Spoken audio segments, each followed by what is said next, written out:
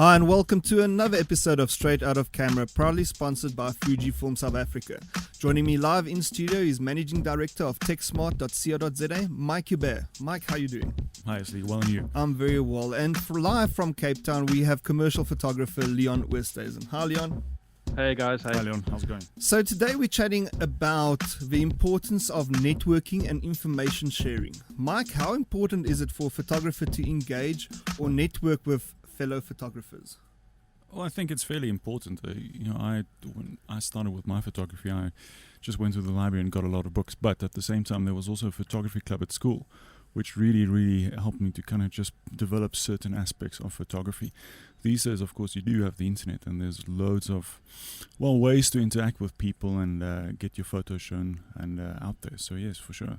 Mike, it's important for photographers to engage or network with fellow photographers. Back in the day, photographic clubs were greatly attended, but with clubs not changing with technology and keeping to very primitive ideologies, they have basically extradited the youth. I think you've hit the nail on the head there. It definitely, they didn't change with the times, with social media and the internet showing your photos. Having said that, there are still a couple of clubs that really try their best to engage with people. I think one of our previous guests, Raphael de Cut, and the St. Augustine Photography Club, they're doing some really nice work and really trying to engage the photographers, get a couple of really decent people to come and chat with people to give them hints and tips. So the whole idea of social media and the way that photography has changed, I think that what you mentioned, people not wanting to change and wanting to keep things the way that they were, that's a level of control that I think people want. Instead of that freedom to share and learn new things, and obviously technology changes at a pace that's ever increasing.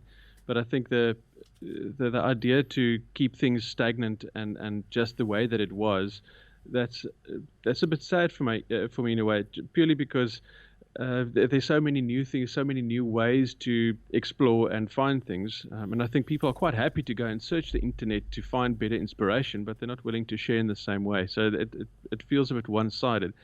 And I must be honest, it took me a while to get my head around that whole thinking. And it's maybe because I'm in this crossover generation. I grew up with TVs, but I still had a phone that was connected to the wall with a wire. My kids, on the other hand, they very easily share their things, and I think they overly easily share. So there is a bit of a balance to be struck, I think. What do you think, Mike? Well, I think you're 100% correct. I think, the whole idea of privacy also taking a bit of a knock with the younger generation. They don't believe perhaps in privacy as much as we do.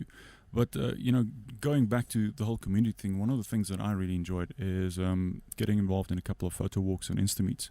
I think that really, it's also connected to the fact that we're posting photos on Instagram, and you want those tags to run. And that wouldn't have happened, I think, if it wasn't for the internet. Yeah. Mike, with social media channels like YouTube, it's very easy and quick to teach yourself photography principles, which you would normally have to be a part of a photographic structure to learn. Yeah, definitely. It's definitely the case that on YouTube there's a channel basically for anything. If you've got an interest in off-camera flash, how to pose models, any type of camera hack, there's tutorials for basically everything. A while back I had a bit of an addiction to film cameras, and I used to watch a channel called Fix Old Cameras that shows you step by step how to repair, for example, a jam shutter on a really obscure old camera. So you will definitely find basically anything online, and it will show you how to do it. Building a community that encourages that the improvement of photography, empowers people to grow, is something all people are looking for. And for that reason, today we will be chatting to a photographer that is promoting community in a very passionate way. brandlive.co.za. Have you ever thought about the power of social media? Social media has the power to make your business grow. Yeah. Why don't you let us manage your social media? Because our business is to see your business grow. Visit us at www.brandlive.co.za. bstownmedia.co.za.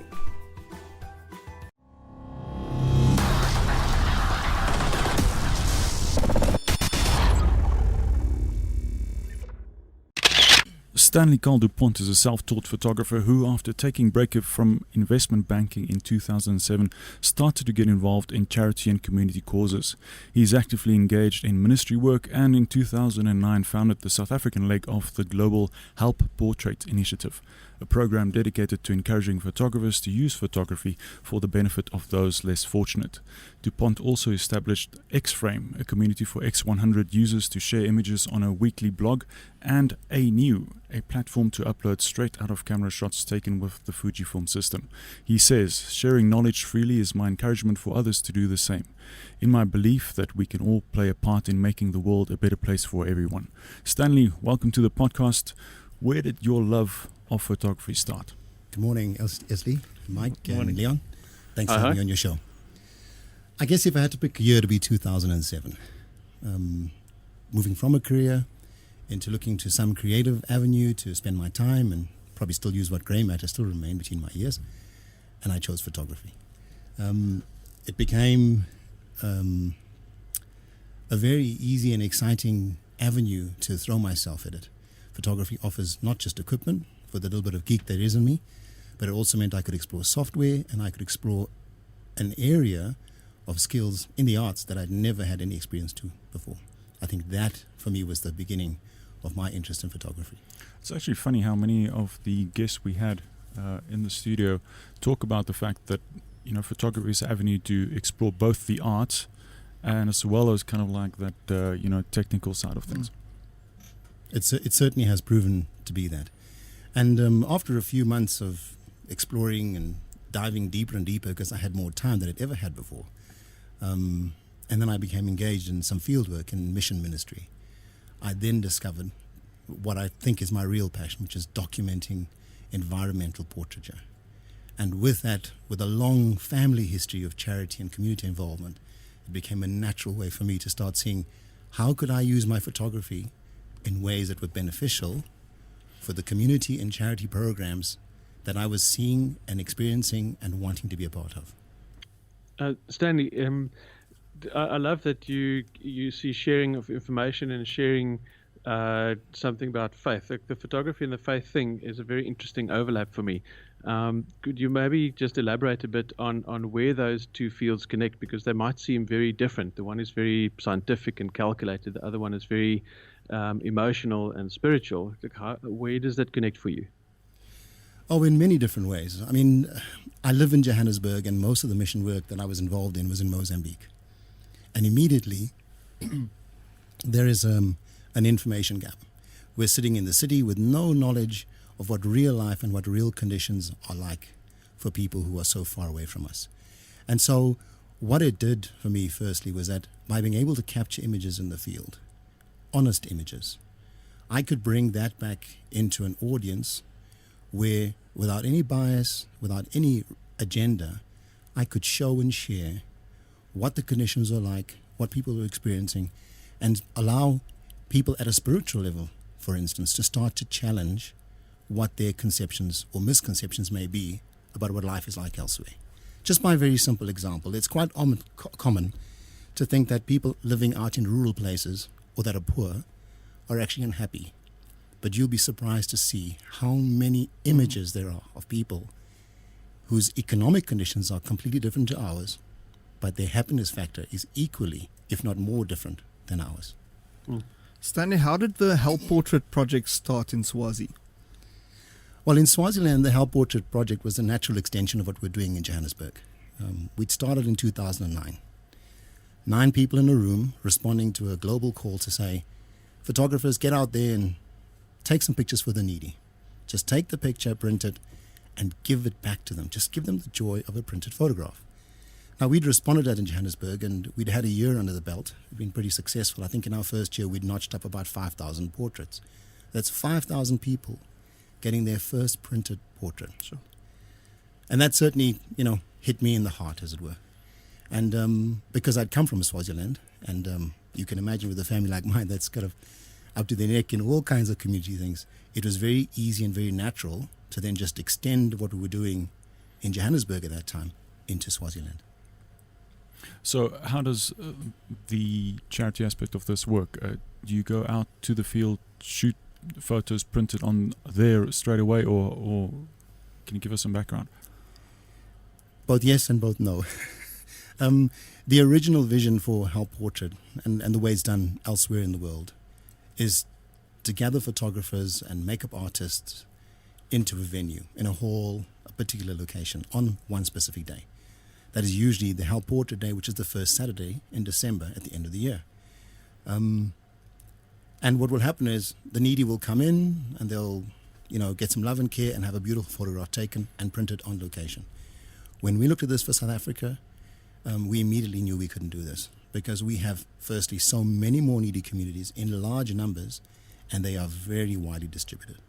We would probably spend more money and time in trying to get needy people into a location than if we sent the volunteers out, and we chose the latter as our approach. For 7 years, we have grown our community from what is 9 volunteers to over 560 volunteers now, who, on a calendar of events, pick the events that they want to volunteer for, and they go out there, take the photographs, then they're uploaded into a catalog. They're then prepared for printing, they're printed, and they're returned about 3 weeks later. And we did that principally for 7 years as the primary way of reaching out, getting volunteers to reach into community and share their photography and love photography, but at the same time give the gift and the joy that comes of getting your portrait.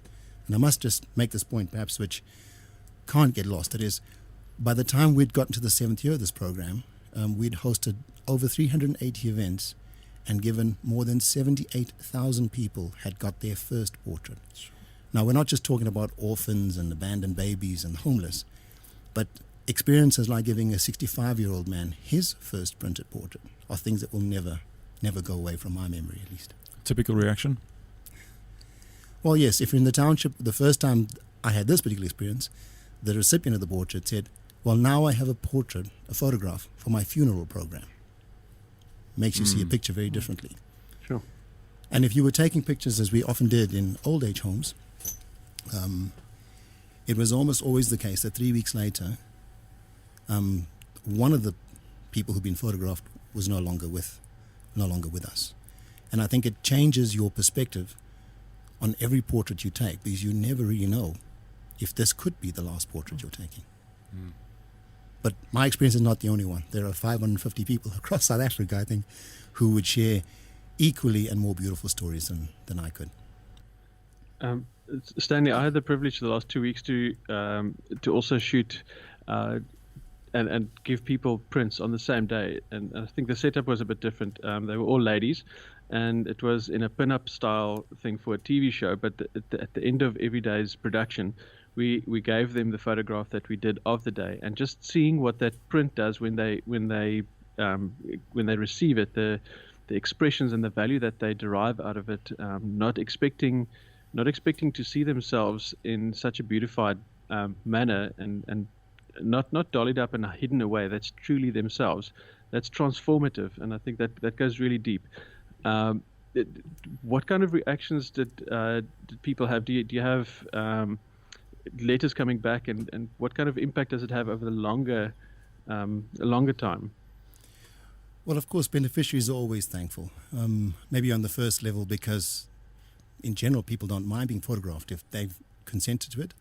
And I think that the average photographer, even the hobbyist photographer, with a little bit of guidance, produced a very good portrait. And for many people who've never had a portrait, I think that is an experience that we can't necessarily relate to. Just by indirect example, for instance, we found that when we gave portraits back to children in preschools or in kindergarten, they often didn't recognize themselves in a portrait. And it took us a while to figure what that was all about. And it turns out that unless you have images of yourself in your home, on a cell phone, on a printed wall, you often don't have any self-recognition. And so for children in disadvantaged households or people in very poor communities, it's very common for children up to the age of 5 and 6 to have no sense of what they actually look like. And so I think the responses there would be children screaming when they see portraits, because we'd have kids running around saying there isn't a picture that belongs to them when they're actually holding their own photograph. But on the other hand, you do have the simple and sheer joy of people just singing and dancing and celebrating that they have a picture they never imagined they were beautiful. One of my early experiences was a lady we photographed on the streets in Hillbrow at an event that was quite different from the others. When her portrait was returned, she took it and she looked at it, she turned around to the photographer and said, "Gosh, I'm beautiful. My boyfriend has to treat me better." And if you think about the week we've just had go by with, violence against women, perhaps maybe those kinds of experiences inform us differently about photographs. They go and serve a far greater purpose sometimes than just a recordal or an image of beauty. They go to the heart of the person, self-identity. They go to an awareness of self, an appreciation of self, and maybe others too. I think that definitely goes beyond that, like you said, beyond the surface of the picture, and it speaks much deeper. Now I'm starting to really see the value of where photography and faith intersect, because it speaks to the heart of someone, what goes on inside. It's not just surface. So Stanley, we've now learned that you come from a big family from Swazi. You love working with charity. What does community mean to you? Oh, I can really get this wrong, but I'm going to give it a shot anyway. Community for me is essentially about bringing people together, about finding a common passion, a common interest, and finding a way to draw them closer to each other. I think inevitably, when you have those simple ingredients together, those people figure out something spectacular they're going to do. Community for me is about sharing. We're moving forward into an environment where unless you collaborate, unless you participate in a community, unless you share knowledge, and I think, Mike made the point earlier, Leon, you made the point earlier, that it's easy to learn stuff, but there's an unwillingness to share. In a community, this is the lifeblood of everybody's knowledge base. And so community for me is about drawing people together, finding a common interest and igniting a passion, and then allowing that passion to give direction to what it's going to serve, what it's going to create, and what it's going to achieve. It's about sharing, it's about exchanging knowledge, as well as it is very personal experiences. In this digital world, as much as we can learn anything and we can learn everything on the internet, we will still need communities for everyone. That's very different. So where's your outlet online for this type of communal behavior? Well, Help Portrait has been a vehicle specifically for that, which has actually now become Heartographer, because we wanted to simplify what we were already doing as well as expand it. So we now have a platform where any volunteer that wants to engage or host or create any photography-related activity that has a charitable intention now has a community of 500 people who are like-minded, heart-minded, where they can basically create that space and host whatever event they want to. And I think that is the beginning of something that we're going to see over the next year. Besides all the kinds of events that we typically have, I think we're going to see some interesting new things by breaking all the walls down and allowing people to do whatever they want to do. Where can people get in touch with that specific aspect? Heartographer is actually an established meetup community. So if you head on over to meetup.com and just /Heartographer, you'll find lots of people who love people and love photography as much as you do. Stanley, when we talk about photography and community, it's sometimes a bit of a scary thing for people to actually venture out of their homes, and photography is oftentimes such a private thing. I understand that you've got something planned. Do you maybe care sharing your intentions with us? Well, here we go. My newest love, and we'll be kicking off very shortly, is a brand new project that's titled Mobile Photography Simplified. And I suppose maybe the title is the most complicated part of it, in that what I'm trying to do is to create a space and create an environment where we're looking at photography in a much more simplified way than we do.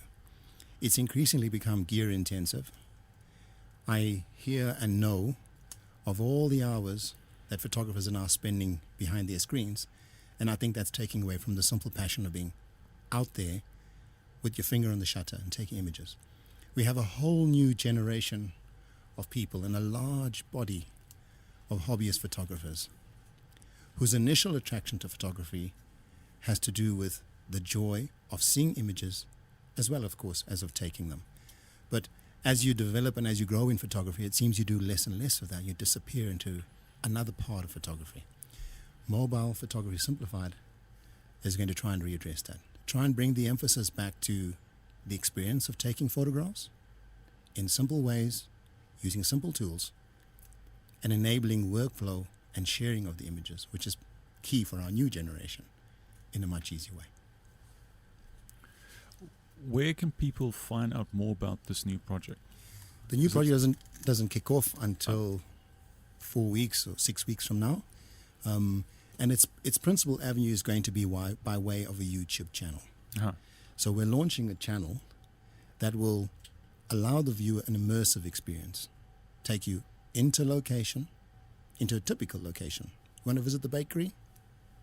Then that's what we'll do with you. Take you into a real location and allow you to experience what it's like being in that space.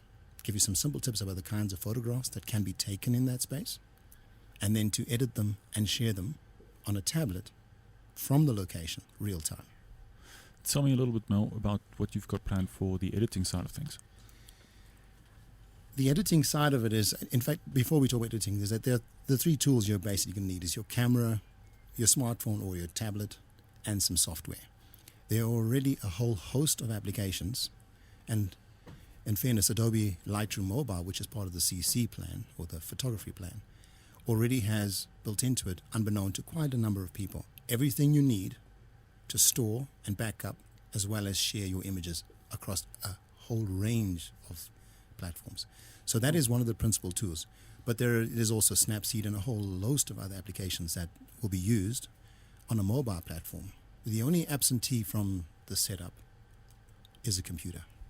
That's not necessarily a bad thing. Like you said, there's so many people spending more and more time in front of a computer instead of with outside making images that matter, even if it's only for themselves. And I often find myself encouraging people not to be mouse jockeys. And I've seen this most often in some of the photo walks that I do monthly at a 15th of a second. It's literally the only thing that you're supposed to do. And people have difficulty disengaging from aperture and ISO and all that kind of stuff, and just really only care about what goes on in the frame.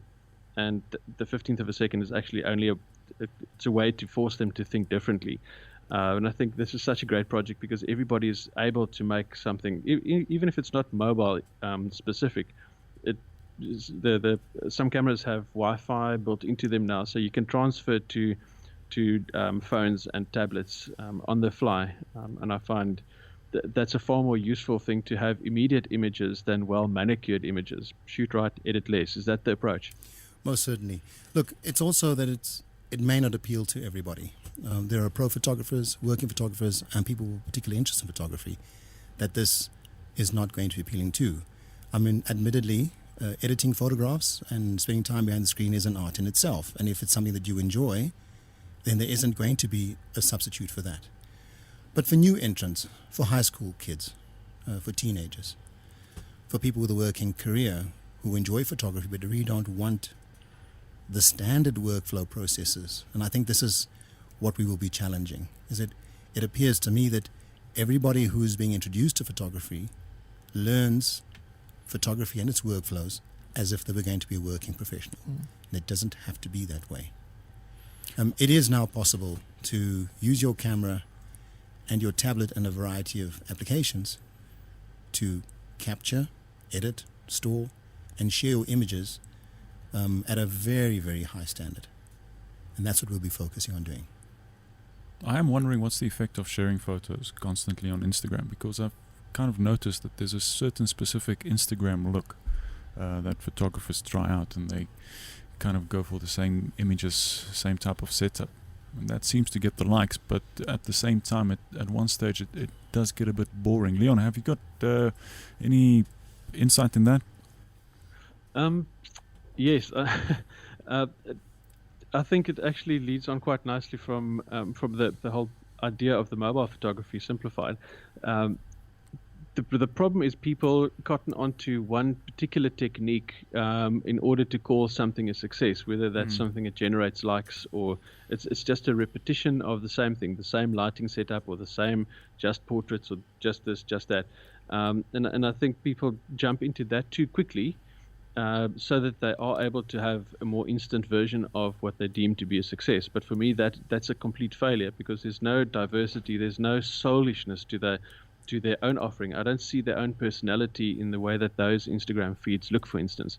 It's all treated and manicured with external ideas about what they should be doing, and none of their own personality come through. So the feeds that I follow and comment on and like are the ones where I often see people just trying out new things, or they've got a host of different styles. You can see that there's a thinking in the process, and I think this is exactly what the mobile photography simplified will also encourage people to do is delve into the reason why they make the images and what kind of narratives and how much of them themselves they show through their photographs.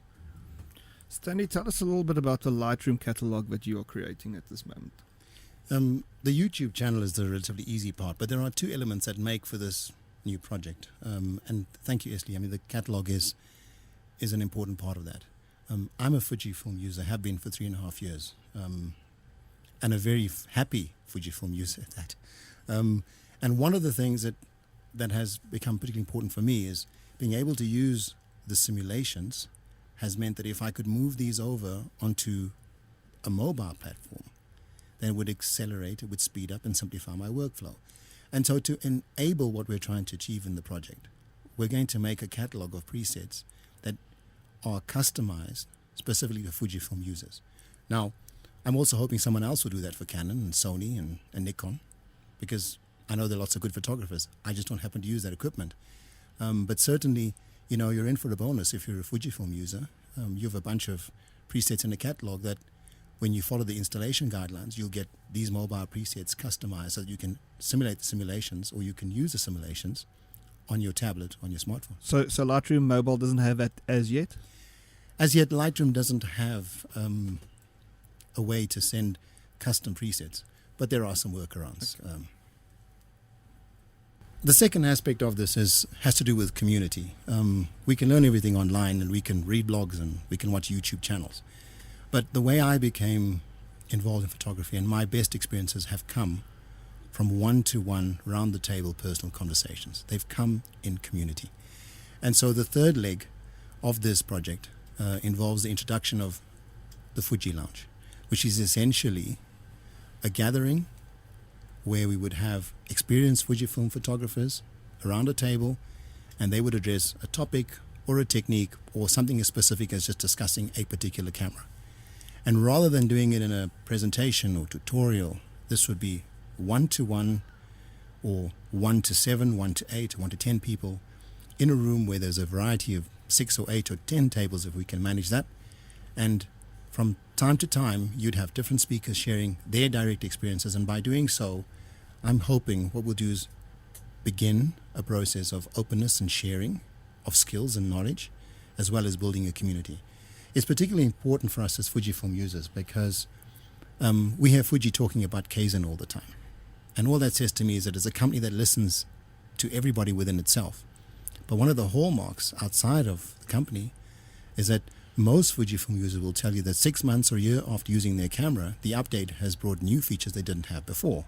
What that tells me is we're dealing with a brand that's listening to its users.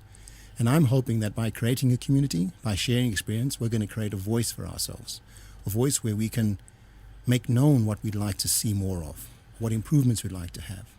And by doing that in community, we can get a more balanced, more reasonable, more thought-through approach.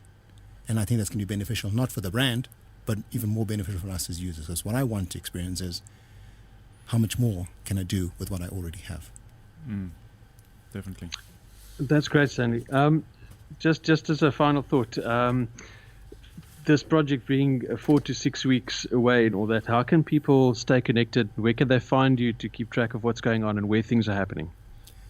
In about 4 weeks' time, you'll see a link come up on the myfujifilm.co.za website, and it will then link you to the channel and the pages where you can initially start to see the introduction and start to catch up on some of the episodes that will be broadcast by then, as well as to start to download the catalog. Follow us on SOC_live, both on our Instagram and Facebook page, where we will have a link to Stanley's details. Good stuff. Thank you very much for sharing, Stanley. It was lovely chatting. Gentlemen, it's always nice to have you. Thank you, Stanley, for joining us. Thank you very much for having me here. Esley, perhaps just a final thought from my side. We went to the opening of Fausto Bugatti. He was our guest last week's photography exhibition called Imposter. Really worthwhile to go and check out. I think Fausto is making a really big name for himself. I loved it. Just the way that light interacted with his subject matter. His subject matter, first of all, just being this single person in the frame, really thinking hard about life or whatever. But also just to see that how photography works when you're coming from a cinematography background, as he does, and then to capture photos. I thought the exhibition is definitely worthwhile. Go and check it out. It's at 11 Kramer Road in Kramerville, Johannesburg. Yeah, there's around 65 images, and they are truly beautiful. What I love about Fausto's images is that the subject is always in the middle, and it sort of makes you think of what that guy is wanting to see, or the image of a lady in the middle of a sea. That was quite an interesting image to see. I think that was one of the more popular ones, definitely. Thank you, gentlemen. Have a great day. Ciao. Cheers. Cheers, cheers.